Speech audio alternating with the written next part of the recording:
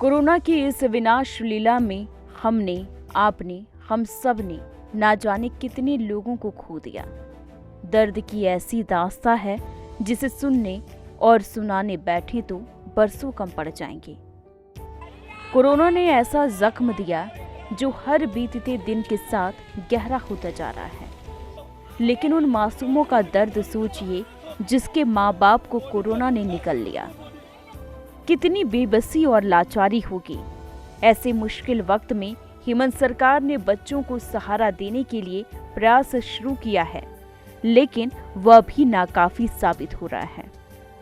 इसकी संजीदगी को ध्यान में रखते हुए जिला प्रशासन ने ये तय किया कि ऐसे बच्चों के लिए एक सुरक्षित शेल्टर होना चाहिए, जिनको निवारणपुर में हमारा आदिम जनजाति सेवा मंडल है, उसका CWC ने फिर डिक्लेयर किया कि ऐसे बच्चे वहाँ रखे जाएंगे जिन बच्चों के लिए मनोरंजन और संरक्षण पूरी व्यवस्था वहाँ पे की जाएगी।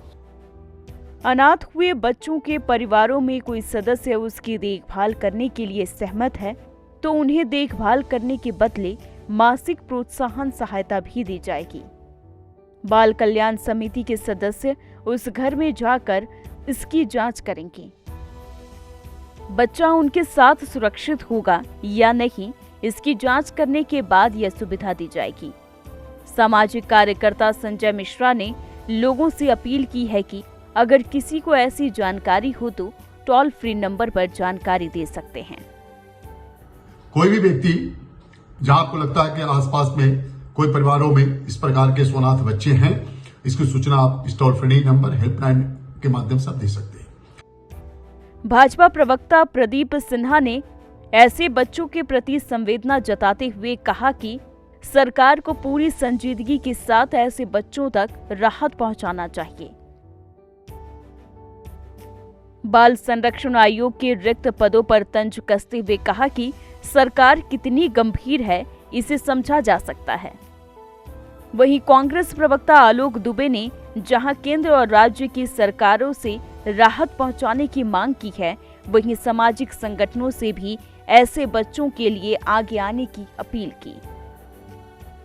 और कल्याणकारी राज्य होने के नाते सरकारों को इस बात की चिंता करनी चाहिए कि आगे उन बच्चों का भविष्य कैसे ठीक हो, उनके पढ़ने लिखने की व्यवस्था, उनके जीवन यापन की व्यवस्था, उनके संरक्षक कौन होंगे, इन सारी बातों पर चिंता करने की आवश्यकता है। बच्चे अकेले हो, ये जिम्मेदारी सरकार की, समाज की, हमारी जिम्मेदारी। बच्चों की पढ़ाई, बच्चों की शिक्षा, बच्चों का भरण पोषण। इस कोरोना काल में कई लोग अनाथ हुए, उन सब की जिम्मेदारी हमारी है। अगर झारखंड के हैं तो हमारी सरकार की जिम्मेदारी है और केंद्र सरकार को भी इस पर गंभीरतापूर्वक विचार करना चाहिए। ऐसे दौर में बस यही कहेंगे कि खुदा इन बच्चों को महफूज रखना जिन्हें ना जिंदगी समझ आती है और ना मौत से कोई वास्ता है। भुवन किशोर झा, ETV भारत, रांची।